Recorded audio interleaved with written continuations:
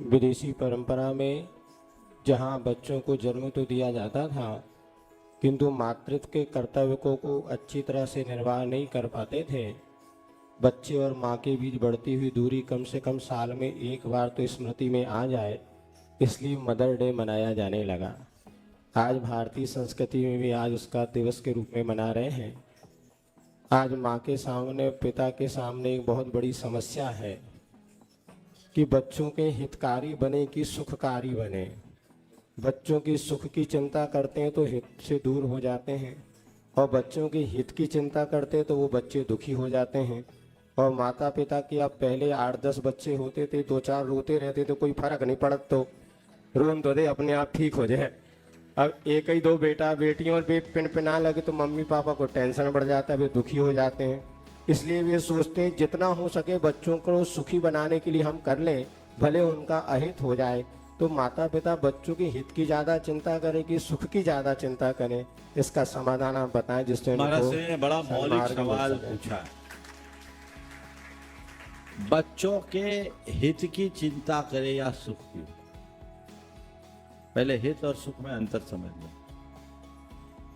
हित उसमें है जिसमें जीवन संभले, और सुख मन संभले। मन को संभालना सुख है और जीवन को संभालना हित है। अगर माँ बाप बच्चों के मन का ख्याल रखेंगे, बच्चों के शत्रु बनेंगे, और जीवन का ख्याल रखेंगे, उनके परम हितैषी बनेंगे। इसलिए महाराज श्री के इस प्रश्न के माध्यम से मैं आप सबको एक संदेश देना चाहता हूं कि अपने जीवन में हमेशा एक संकल्प लो कि हम बच्चों के सुख के लिए नहीं, उनके हित के लिए जिएंगे, उनके हित की पूर्ति करेंगे। यदि हित का ध्यान रख करके काम करते हैं तो सुपरिणाम आएंगे, और केवल सुख का काम करेंगे तो बिगड़ जाएंगे। हमारे यहाँ बच्चों के भविष्य को संभालने के लिए सब प्रकार की व्यवस्था रहती थी। कभी लाड भी मिलती थी तो कभी लात भी खानी पड़ती थी।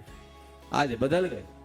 आज केवल लाड प्यार, लाड प्यार, लाड प्यार मिलना चाहिए, लेकिन ऐसा लाड प्यार नहीं जो जीवन को ही बिगाड़ दे, जीवन को संवारे, ऐसा रास्ता अंगीकार करना चाहिए। आप छोटी छोटी बातों में बच्चों के मन को रखने के लिए, उसकी जिद पूरी करने के लिए काम करोगे, गड़बड़ होगा। और इसकी शुरुआत बच्चे से ही कर देते आप। छोटा बच्चा रोता है, मोबाइल पकड़ा देते, खाना नाता उसका बिना ले, अब खाना नहीं खा रहा है, मोबाइल पकड़ा दिए, और कुछ नहीं है तो मोबाइल। बोले क्या बच्चा मोबाइल में बिजी रहता है तो हम इजी हो जाते हैं?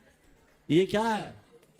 जान रहे हो कि ये इसके लिए हितकारी नहीं है, फिर भी आप ऐसा कार्य कर रहे हो, इसका मतलब आप सच्चे अर्थों में माता पिता की भूमिका निभाने की जगह शत्रु की भूमिका निभा रहे हो। इससे बचना चाहिए।